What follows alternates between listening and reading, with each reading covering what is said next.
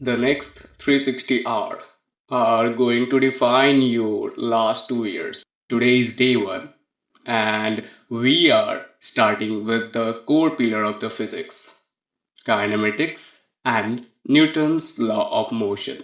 In the next 10 minutes, I will reveal three shortcuts that will solve complex J problems in 30 seconds and help you avoid the conceptual trap in NDA.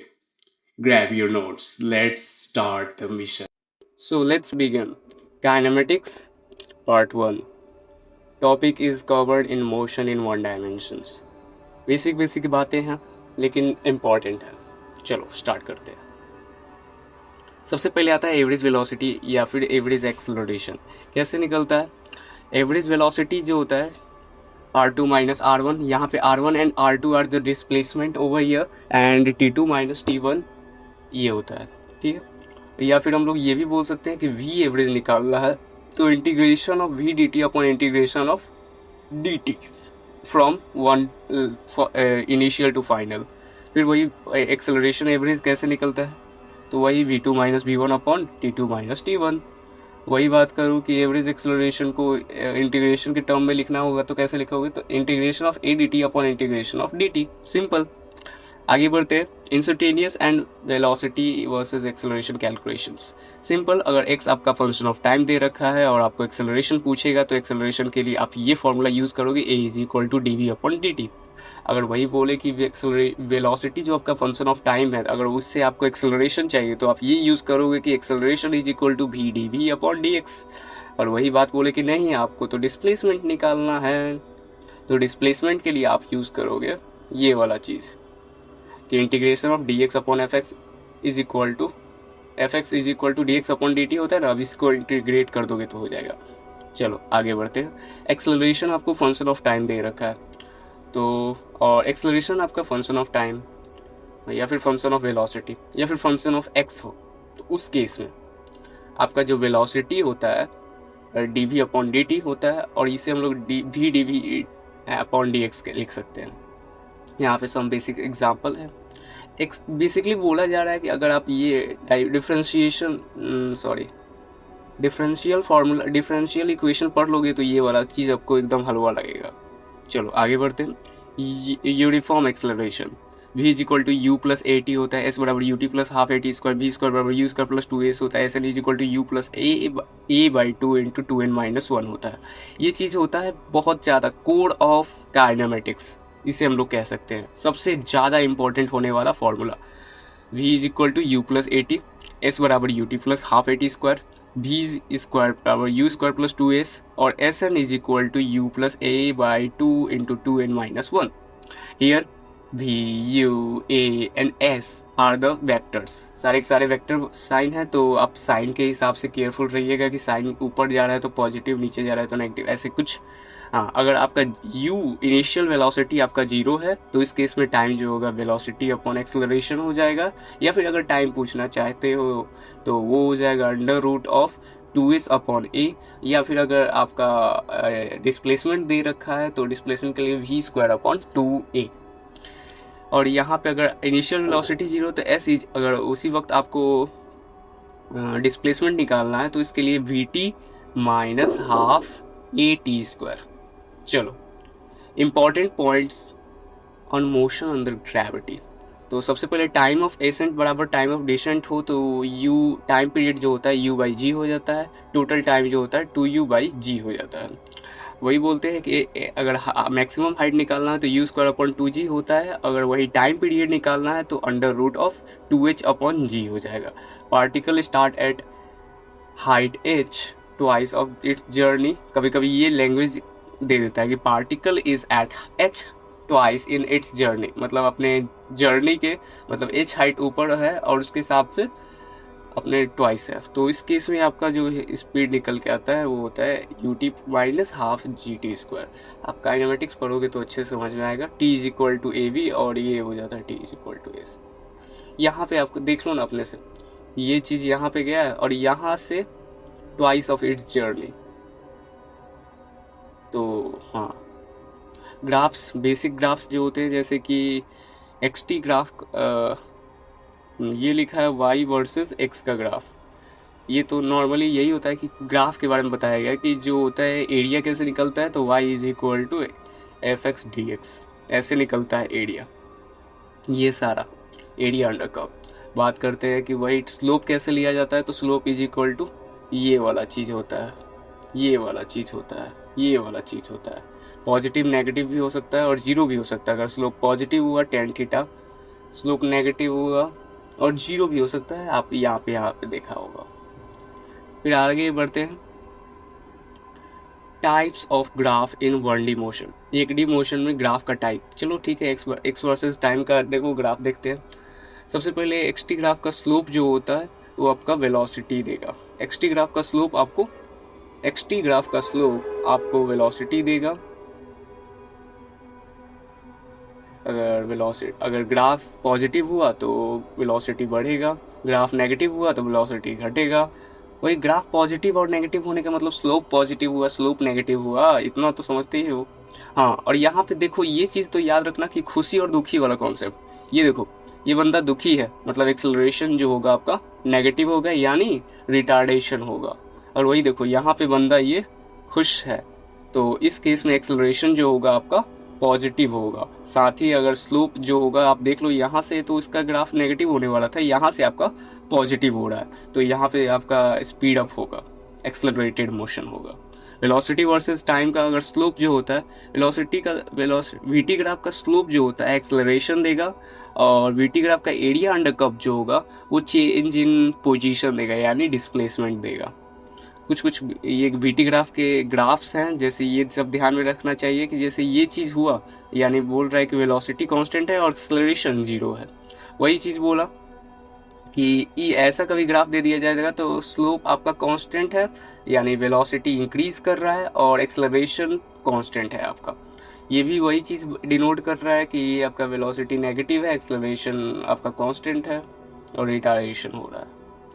ये कभी दे दे आपको VT graph में ये ऐसा कुछ और बोले कि व्हाट इज़ द एरिया, तो डिस्प्लेसमेंट जो होता है, अगर नेगेटिव, ये नेगेटिव हो जाएगा, पॉजिटिव पॉजिटिव, तो ये पॉजिटिव वाला टर्म में से नेगेटिव वाला टर्म घटा दोगे। डिस्टेंस अगर बोले तो ये भी जोड़ोगे, ये भी जोड़ोगे, ये भी जोड़ोगे, जैसे कि यहाँ पे लिखा हुआ है।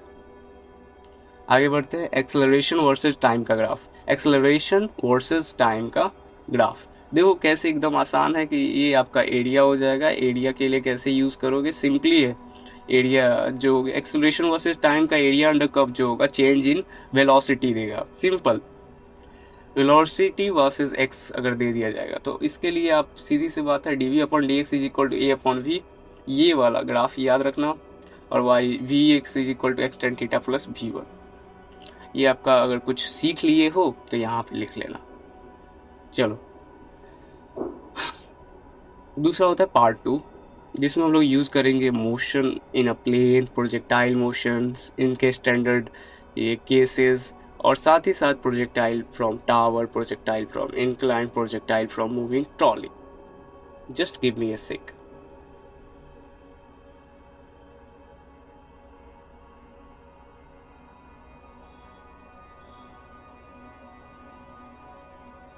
Is a part 2 of kinematics. Let's begin. सबसे पहले आता है motion of plane. Motion of plane क्या होता है, 2D मोशन में आप सिंपली वही होता है कि एक वाई एक्सिस में कितना गया, एक्स एक्सिस में कितना गया, जोड़ दिया, हो गया।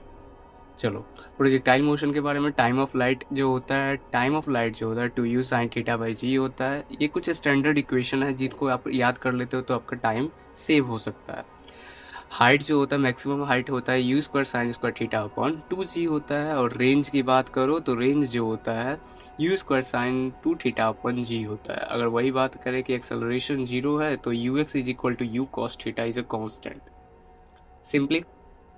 दूसरा आता है condition of R maximum and range same होने का कंडीशन। सबसे पहले तो देखो, रेंज जो होता है वो होता है U square sine 2 theta by G होता है। अगर मैक्सिमम चाहिए तो 90 डिग्री रख दो, तो 90 डिग्री रखोगे तो यहाँ पे आपको थीटा जो है 45 डिग्री मिलेगा। Maximum range, just wait.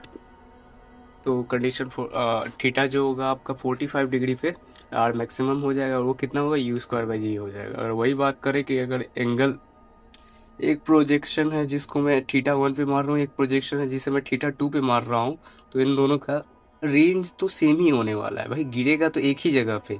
लेकिन अगर थीटा 1 थीटा 2 जो है 90 डिग्री है तो रेंज आपका सेम होगा, यही कहने का मतलब है। अगर आपको काइनेमेटिक्स और अच्छे से पढ़ना है तो आप सीधी सी बात है एंग्री बर्ड खेलो, अच्छे से समझ में आ जाएगा। Analysing analysis of projectile at any time T. चलो भाई, यहाँ से एक प्रोजेक्शन है, मैंने फेंका एट टी टाइम पर, मुझे मिला कि वेलोसिटी जो है एक्स के डायरेक्शन में तो एक्स ही रहेगा, वाई के डायरेक्शन में क्या होगा तो v माइनस टी हो जाएगा। बी वाई इज इक्वल, देखो यहाँ पे दिखा होगा, जी टी स्क्वायर हो जाएगा वाई के डायरेक्शन में वेलोसिटी। तो वैसे ही ओवरऑल यहाँ पे जो वेलोसिटी निकल के आने वाला है वो होगा एक्स आई कैप प्लस वाई जे कैप के टर्म में। वेलोसिटी यहाँ पे लिखा हुआ है, यहाँ पे जो वेलोसिटी आएगा वो एक्स के और वाई के योग से आएगा। तो वही बात है, और वही एंगल निकालना है बीच का एंगल, तो हो जाएगा tan inverse Y upon V X, simply perpendicular upon base होता है। Equation of trajectory, equation of trajectory के बारे में सिंपल शब्दों में अगर बोला जाए तो ये होता है Y is equal to X tan theta minus G X square U upon two U square cos square theta. अगर बात किया जाता है कि ठीक है Y is equal to A X minus B X square हो, तो उस केस में आपका एक क्वाड्रेटिक इक्वेशन टाइप में बन रहा है ना, और उस केस में आपका जो रेंज होता है ना, सिंपली आप फॉर्मूला से निकाल सकते हो, बी ए अपॉन बी हो जाता है। वही बोलूँ कि अगर इसका एक दूसरा इक्वेशन ऑफ ट्रेजेक्ट्री का एक दूसरा फॉर्म भी है ये वाला, Y is equal to X tan theta into one minus X upon R, और वहाँ पे आर जो होता है वो रेंज को डिनोट करता है। चलो आगे बढ़ते हैं। आगे है आपका projection fired from tower, tower से फायर किया एक प्रोजेक्शन तो बताना है हमें, ठीक है। एट सम एंगल, कुछ एंगल से हम लोग फेंका तो ठीक है भाई, काइनेमेटिक्स लगा दो, यहाँ पे जो है ऊपर पॉजिटिव मानोगे नीचे नेगेटिव मानोगे, ठीक है, और उसके हिसाब से लगा दो। अगर ऊपर पॉजिटिव मान रहे हो तो एक्सेलरेशन भी ऊपर पॉजिटिव मानोगे, या फिर एक्सेलरेशन को हमेशा नेगेटिव नीचे मानोगे। अब इट्स ऑन यू, उसके हिसाब से लगा देना। अगर बात किया जाता है ऐसे कि प्रोजेक्टाइल एज ए ओरिजोनटली, अगर ओरिजोनटली फेंक देते हो तो उस केस में आपका जो टाइम ऑफ लाइट होता है T is equal to under root of two H upon G होता है। रेंज जो होता है वो U upon U into root under two H upon G हो जाता है, और यही V Y is equal to G T होता है। Alpha is equal to tan inverse Y upon U हो जाता है, और V is equal to U square plus V Y का होल स्क्वायर। आगे बढ़ते हैं projection of incline, incline plane पे मैं तो यही याद रखता हूँ कि इंक्लाइन प्लेन में एक्सेलरेशन का बंटवारा हो जाता है। एक्सेलरेशन यहाँ पे होता है जी कॉस थीटा, देखो यहाँ पे लिखा हुआ है, ये देखो, बस एक्सेलरेशन का बंटवारा करो और सबका सब सही रहेगा। मैं तो यही कहता हूँ कि बस एक्सेलरेशन का पंगा है बाबू भैया, एक्सेलरेशन का पंगा है। वैसे यहाँ पे भी एक्सेलरेशन का ही पंगा है बाबू भैया, एक्सेलरेशन का पंगा है, और बाकी सब वही चीज़ है। Projectile fire from a trolley, इसमें याद ये रखना है कॉन्सेप्ट जो होता है विद रिस्पेक्ट टू ग्राउंड वाला कॉन्सेप्ट लगता है। तो टाइम पीरियड जो होगा two U sine theta by G हो जाएगा यू, हाँ तो ये याद रखना कि विद रिस्पेक्ट टू ग्राउंड के रिस्पेक्ट में हम लोग कॉन्सेप्ट लगा रहे हैं। तो हाइट जो होगा U square upon sine theta upon two G होता है, और रेंज जो होगा यू एक्स इंटू टी, मतलब एक्स डायरेक्शन में इंटू टाइम, ठीक है। और मैक्सिमम रेंज चाहिए तो डिफ्रेंशिएट कर दो, कहीं भी मैक्सिमम शब्द आ जाए ना, मैक्सिमम वैल्यू ऑफ ये तो डिफ्रेंशिएशन, याद रखना, मैक्सिमम वर्ड आ जाए तो डिफ्रेंशिएशन। ये देखो इसमें योर ऑब्वियस मिस्टेक, जैसे किलोमीटर पर आवर्स को मैं 5/18 मल्टीप्लाई करते, जल्दबाजी में तुमने 5 से गुना करना भूल जाते हो, देख लिया ना। तो ये अपने अपने की पॉइंट्स लिखते रहो। फिर आता है आगे rain man problem, reverse swimmer, basic terms, reverse swimmer, चलो ठीक है स्टार्ट करते हैं। रेन मैन प्रॉब्लम होता है रनिंग प्रॉब्लम, जैसे कि अब एक आदमी है जो बारिश ऊपर हो रहा है और इधर दौड़ रहा है, तो उसको बारिश कैसे आता हुआ दिखेगा, ऐसे, तो वो छाता ऐसे लगा के दौड़ेगा, ठीक है। तो इसमें होता क्या है, चलो एक टर्म से पढ़ते हैं। ये आपका मैन इधर भाग रहा था, ऐसे गिर रहा था, तो रिजल्टेंट जो बारिश होगा वो उसको ऐसे आते हुए दिखेगा और ये आते हुए दिखेगा, ठीक है। तो बताना है कि छाता किस डायरेक्शन में लगा है, तो टेन थीटा, अब आप यहाँ से निकाल दोगे, आपका टेन थीटा जो होगा वो क्या हो जाएगा, tan theta is equal to velocity of man upon velocity of river, velocity of rain, या फिर यही बोलो और यहाँ पे velocity of rain with respect to man under root of velocity of man का square plus velocity of rain का square. और बात करते हैं velocity of rain with respect to man, तो इसको लिख सकते हैं velocity of rain minus velocity of man. ये प्रोसेस होता है। River swimmer problem basic terms जान लो पहले। जो वी आर होता है वो रिवर के वेलोसिटी को ग्राउंड के रिस्पेक्ट में डिनोट करता है। एस आर जो होता है वेलोसिटी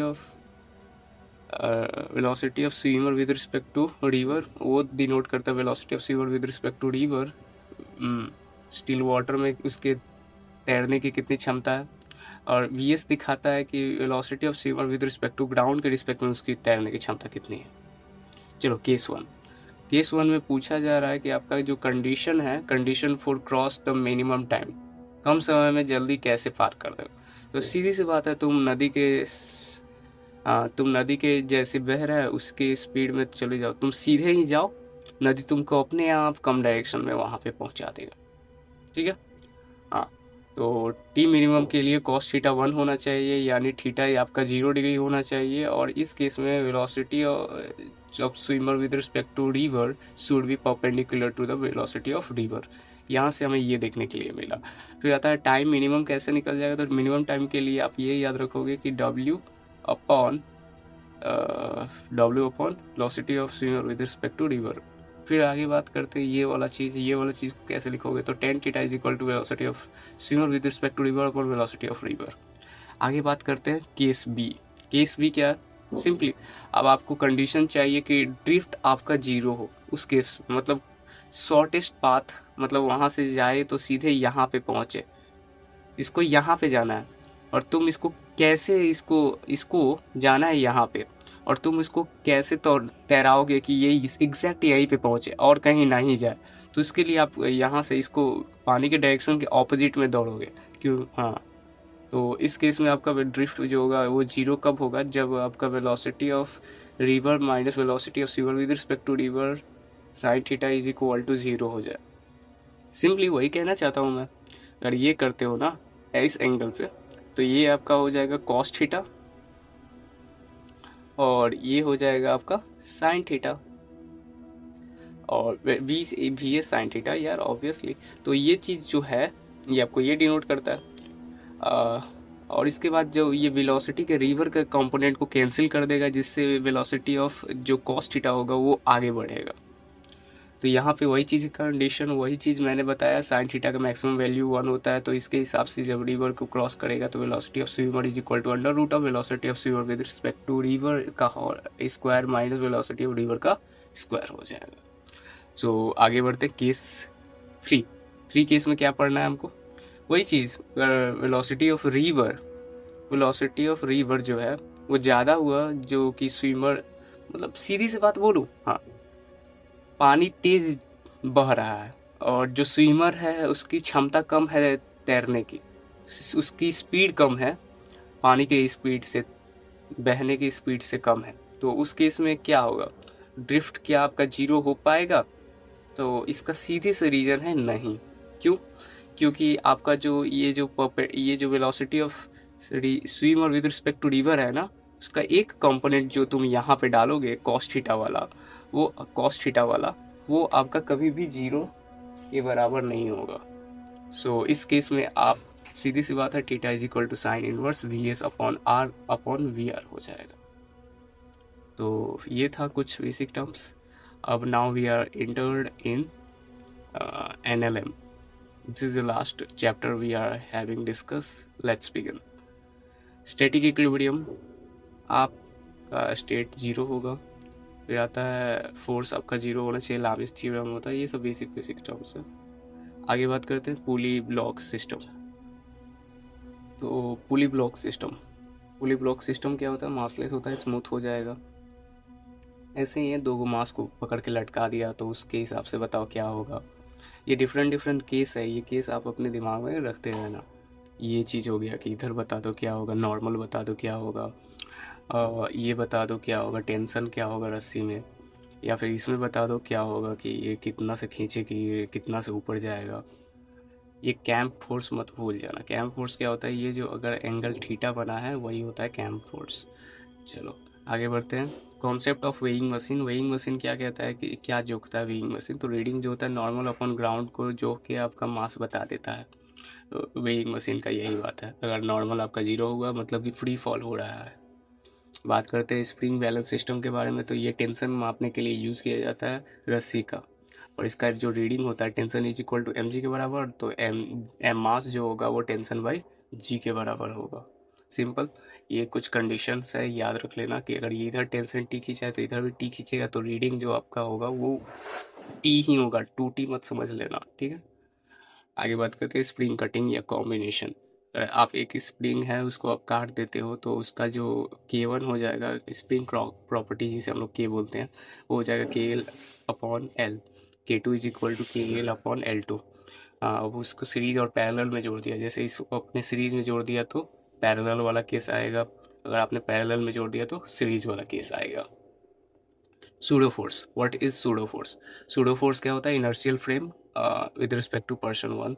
सीधी सी बात है, आप जहाँ भी जा रहे हो उसका ऑपोजिट डायरेक्शन में एक फोर्स लगा दो। जैसे ये है एक्सेलरेटेड है, इधर एक्सेलरेशन है, तो इसमें एक पीछे की तरफ एम ए फोर्स लगा दो। किराया दे दिया तुमने, अब इसको सॉल्व कर दो। अब जिसका भी, जैसे नीचे एम जी लग रहा है, ऊपर आपका नॉर्मल लग रहा है, सामने आपका फ्रिक्शन लग रहा है, चाहे एक्सटर्नल लग रहा है, तो ऐसे करके आप इसे सॉल्व कर सकते हैं। वेरिएबल फोर्सेस क्या होता है? वेरिएबल फोर्सेस सिंपल होता है, फोर्स जो होता है आपका फंक्शन ऑफ टाइम हुआ, तो उस केस में आपका जो फोर्स होगा वो होगा एफ। फंक्शन ऑफ टाइम के लिए हम यूज़ करते हैं M D V upon D T हो जाएगा। और F X is equal to, अगर फोर्स आपका फंक्शन ऑफ एक्स हुआ तो एम भी D V upon D X हो जाएगा। और आपका फोर्स अगर आपका वेलोसिटी, सिंपली हम लोग क्या कर रहे हैं पता है? एक्सेलरेशन के सारे टर्म को यूज़ कर रहे हैं। चलो, ये सारे का सारा हो गया। और एनएलएम का भी पार्ट आता है फ्रिक्शन, पार्ट टू होता है एनएलएम का। चलो इसको भी शुरू कर देते हैं, इसको भी ख़त्म होते हैं। ये होता है एक्सटर्नल फोर्स जो होता है, अगर आप किसी फोर्स को एक्सटर्नल फोर्स देते हो तो वो हिलता है, थोड़ा सा फोर्स दोगे नहीं हिलेगा, और ज़्यादा फोर्स दोगे नहीं हिल रहा है। तो एक लिमिटिंग फोर्स के बाद वो हिलना स्टार्ट कर देता है, और फिर उससे ज़्यादा फोर्स दिया तो वो चलना स्टार्ट कर देता है। तो वो होता है आपका, वो जो थोड़ा सा जब तक हिलना स्टार्ट करता है उसे हम लोग स्टैटिक फ्रिक्शन कहते हैं, और जब चलना स्टार्ट कर देता है तो हम लोग उसे काइनेटिक फ्रिक्शन कहते हैं। यहाँ पे उसका ग्राफ दिया हुआ है। बात करते हैं डायरेक्शन ऑफ फ्रिक्शन के बारे में। तो डायरेक्शन ऑफ फ्रिक्शन जो होता है आपका, बस ये याद रखना कि अगर वो फ्रिक्शन नहीं होता तो आदमी किधर गिरता, उसके हिसाब से डायरेक्शन ऑफ फ्रिक्शन। ये कुछ स्टैंडर्ड केसेस हैं, आपको दिमाग में होना चाहिए। ये भी देख लो। Mass over mass, block over block, pushing and pulling nature. आप इधर से एक फोर्स डाल रहे हो, बताओ यहाँ से तो F cos theta F sine theta, ये सब चीज़ है। या फिर फोर्स आप एक्सटर्ट कर रहे हो, पुल कर रहे हो, तो उस केस में आपको ये चीज़ देखने के लिए मिलेगा, स्लाइड फ्रिक्शन ओवरकम हो जाएगा। Minimum force to start slipping, इसके लिए क्या होगा? ये चीज़ जस्ट स्टार्ट स्लीपिंग के लिए जो होगा एफ कॉस थीटा जो होगा फ्रिक्शन के बराबर होगा, और म्यू इंटू नॉर्मल हो जाता है। सो यही बात है। फिर आता है contact force. What is contact force? Contact force simply वही बोल सकते हैं हम लोग कि कॉन्टैक्ट फोर्स कभी मत भूलना, force contact is equal to under root of normal का स्क्वायर प्लस फ्रिक्शन का स्क्वायर। हाँ, अगर आपका कॉन्टैक्ट फोर्स मिनिमम चाहिए तो नॉर्मल जो होगा फ्रिक्शन आपका जीरो कर देना, और मैक्सिमम चाहिए कॉन्टैक्ट फोर्स तो फ्रिक्शन जो है आपका 1 कर देना। और यहाँ पे बोला जाता है कि नॉर्मल जो होता है, नॉर्मल वो greater than equals to force contact is greater than equal to N into under root of 1 plus mu square. Angle of repose के बारे में क्या जानते हो? Minimum angle for an which body slip due to the its weight. अपने weight से body slip करने चलता जाए उसे हम लोग एंगल ऑफ रिपोज कहते हैं। कि जिस एंगल पे अपना जो बॉडी होता है अपने आप स्लिप करना स्टार्ट करते हैं उसे हम लोग एंगल ऑफ रिपोज कहते हैं। और ये रहा उसका फॉर्मूला कि theta is equal to tan inverse mu. और वही बात है, अगर एंगल आपका इससे कम हुआ तो नो स्लीपिंग होगा, अगर इससे ज़्यादा होगा तो स्लीपिंग होगा। और स्लीपिंग कैसे होगा उसका एक्सेलरेशन बताओ, तो एक्सेलरेशन जो होगा जी sine theta minus mu G cos theta हो जाएगा। टू ब्लॉक सिस्टम के बारे में क्या जानते हो? टू ब्लॉक सिस्टम जो होता है, ऑब्वियसली ये तो आपको पढ़ना ही पड़ेगा तब जाकर अच्छे समझ आएगा। फ्रिक्शन ऑन चैन, सिंपल बात करूँ तो जो कितना डिस्प्लेसमेंट लटकेगा वो बताने के लिए mu L upon 1 plus mu हो जाता है। That's all, we are discussing whole concept of 2 chapters. तो मिलते हैं अगले मिशन के लिए। See you soon.